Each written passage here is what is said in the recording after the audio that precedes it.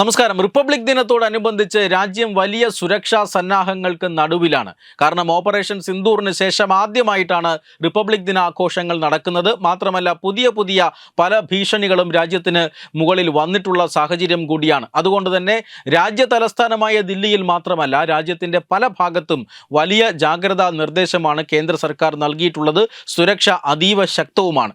ഈ സമയത്താണ് ഞെട്ടിക്കുന്ന ഒരു വാർത്ത രാജസ്ഥാനിൽ നിന്ന് വരുന്നത്. അവിടെ നിന്നും ഞെട്ടിക്കുന്ന സ്ഫോടക വസ്തു ശേഖരം, വൻതോതിൽ സ്ഫോടക വസ്തു ശേഖരം പിടികൂടിയിരിക്കുന്നു എന്നുള്ളതാണ്. രാജസ്ഥാൻ പോലീസാണ് ഈ സ്ഫോടക വസ്തു ശേഖരം പിടികൂടിയിട്ടുള്ളത്. പക്ഷേ പോലീസ് പറയുന്നത് അവർക്ക് ലഭിച്ച ഇൻ്റലിജൻസ് വിവരങ്ങളുടെ അടിസ്ഥാനത്തിലാണ് ഈ പരിശോധനയും സ്ഫോടക വസ്തു പിടികൂടലും നടന്നിട്ടുള്ളത് എന്നാണ്. അതായത് ഈ ജില്ല കേന്ദ്രീകരിച്ച് വൻതോതിലുള്ള സ്ഫോടക വസ്തുക്കളുടെ വാങ്ങലും വിൽപ്പനയും നടക്കുന്നുണ്ട് എന്ന സൂചനയാണ് പോലീസിന് ലഭിച്ചത്. ആ സൂചനകളുടെ അടിസ്ഥാനത്തിൽ നടത്തിയ അന്വേഷണം, അതിനുശേഷം നടന്ന പരിശോധന, അതിനുശേഷമാണ് സുലൈമാൻ ഖാൻ എന്ന് പറയുന്ന ഒരു വ്യക്തിയുടെ ഫാം ഹൗസിൽ നിന്നും 10,000 കിലോഗ്രാം അമോണിയം നൈട്രേറ്റ് പിടിച്ചെടുത്തിരിക്കുന്നത്. 10,000 കിലോഗ്രാം അമോണിയം നൈട്രേറ്റ് എന്ന് പറഞ്ഞാൽ വൻ സ്ഫോടക വസ്തു ശേഖരമാണ് എന്ന കാര്യത്തിൽ തർക്കമില്ല.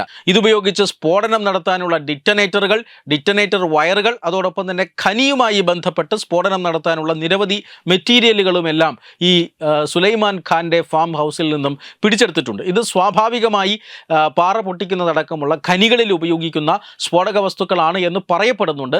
അതുകൊണ്ട് തന്നെ ഇയാളുടെ ഭീകരവാദവുമായി ബന്ധപ്പെട്ട ബന്ധങ്ങളൊന്നും തന്നെ ഇപ്പോൾ പുറത്തു വന്നിട്ടില്ല. പക്ഷേ പോലീസ് ഇതുമായി ബന്ധപ്പെട്ട വളരെ സമഗ്രമായ അന്വേഷണം നടത്തുകയാണ്. രാജസ്ഥാനിലേക്ക് കേന്ദ്ര ഇൻ്റലിജൻസ് ഏജൻസികളടക്കം ഇപ്പോൾ രംഗത്ത് വന്നിട്ടുണ്ട്.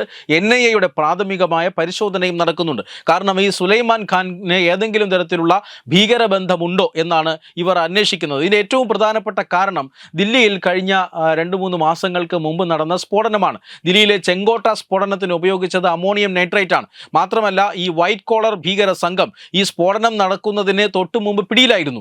ആ പിടിയിലായ ഭീകര സംഘത്തിൻ്റെ കയ്യിൽ നിന്നും അന്ന് പിടികൂടിയത് 3000 കിലോഗ്രാം അമോണിയം നൈട്രേറ്റ് ആയിരുന്നു. ആ 3000 കിലോഗ്രാം അമോണിയം നൈട്രേറ്റിൻ്റെ ഒരു ചെറിയൊരു ഭാഗം ഉപയോഗിച്ചുകൊണ്ടാണ് ഈ ഡൽഹിയിൽ സ്ഫോടനം അന്ന് അവർ നടത്തിയത്. മാത്രമല്ല ഈ 3000 കിലോഗ്രാം സ്ഫോടക വസ്തു പിടിച്ച് പോലീസ് സ്റ്റേഷനിൽ കൊണ്ടുപോയി സ്ഫോടക വസ്തുക്കൾ പരിശോധിക്കുന്നതിനിടയിൽ വീണ്ടും സ്ഫോടനം ഉണ്ടാവുകയും 10-12 പേർ പിന്നീട് മരിക്കുകയും ചെയ്യുന്ന സാഹചര്യമുണ്ടായി. ദില്ലി സ്ഫോടനത്തിൽ തന്നെ 15ഓളം പേർ മരിച്ചു എന്നാണ് കണക്ക്.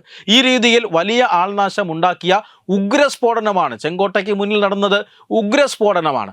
ആ സ്ഫോടനത്തിന് ഇടയായത് വളരെ ചെറിയ ഒരു ഭാഗം അമോണിയം നൈട്രേറ്റ് മാത്രമാണ്. അവരിൽ ഈ രാജ്യത്തിൻ്റെ 6 നഗരങ്ങളിൽ, വളരെ പ്രധാനപ്പെട്ട നഗരങ്ങളിൽ വലിയ സ്ഫോടനങ്ങൾ ഉണ്ടാക്കാനുള്ള സ്ഫോടക വസ്തുക്കൾ അവരിൽ അന്നുണ്ടായിരുന്നു. അത് 3000 കിലോഗ്രാം മാത്രമാണ്. ഇതിപ്പോൾ പിടിച്ചിരിക്കുന്നത് 10,000 കിലോഗ്രാം സ്ഫോടക വസ്തുക്കളാണ്. അതായത് അമോണിയം നൈട്രേറ്റ് ആണ്. മാത്രമല്ല ഇതുപയോഗിച്ച് സ്ഫോടനം നടത്താനുള്ള പല ഉപകരണങ്ങളും പിടിച്ചെടുത്തിരിക്കുന്നു. ഇതാണ് ഇപ്പോൾ പോലീസിനെയും അതുപോലെ തന്നെ മറ്റ് സുരക്ഷാ ഏജൻസികളെയും കുഴക്കുന്നത്. ഈ പറയുന്ന സുലൈമാൻ ഖാന് ഈ ഖനി മാഫിയയുമായിട്ട് മാത്രമാണോ ബന്ധം, അല്ലെങ്കിൽ ഏതെങ്കിലും ഭീകര സംഘടനയുമായി ബന്ധമുണ്ടോ? വിദേശത്തിരുന്ന് പ്രവർത്തിക്കുന്ന ഭീകര സംഘടനകൾ ഈ തദ്ദേശീയരായ ഇത്തരത്തിലുള്ള കരിഞ്ചന്തക്കാരുമായും അതുപോലെ തന്നെ സ്ഫോടക വസ്തുക്കൾ കൈകാര്യം ചെയ്യുന്നവരുമായും മാഫിയ സംഘങ്ങളുമായും ഒക്കെ കൂട്ടുകൂടി ഇന്ത്യയിൽ ആക്രമണം നടത്താൻ സാധ്യതയുണ്ട് എന്ന ഇൻ്റലിജൻസ് റിപ്പോർട്ടുകൾ നിലനിൽക്കുകയാണ്. രാജസ്ഥാൻ പോലീസ് 10,000 കിലോഗ്രാം സ്ഫോടക വസ്തുക്കൾ പിടിക്കുന്നത്. ഈ 10,000 കിലോഗ്രാം സ്ഫോടക വസ്തുക്കൾ കൈവശം വച്ചിരുന്ന സുലൈമാൻ ഖാൻ എന്ന് പറയുന്ന വ്യക്തിയുടെ ക്രിമിനൽ ബാക്ക്ഗ്രൗണ്ട് അത്ര നല്ലതൊന്നുമല്ല. ഇയാൾക്ക് 3 കേസുകളുണ്ട്. ഈ 3 കേസുകളും ഇതേപോലെ തന്നെ എക്സ്പ്ലോസീവ്സ് ആക്ട് ലംഘിച്ചതിൻ്റെ പേരിൽ രജിസ്റ്റർ ചെയ്യപ്പെട്ടതാണ്. മറ്റ് ഭീകര ബന്ധങ്ങളൊന്നും ഇപ്പോൾ സ്ഥിരീകരിക്കപ്പെട്ടിട്ടില്ല എങ്കിലും പോലീസും രഹസ്യാന്വേഷണ ഏജൻസികളും വിശദമായ അന്വേഷണം ഈ 10,000 കിലോഗ്രാം അമോണിയം നൈട്രേറ്റ് പിടിച്ചെടുത്തതുമായി ബന്ധപ്പെട്ട കേസിൽ നടത്തി വരികയുമാണ്.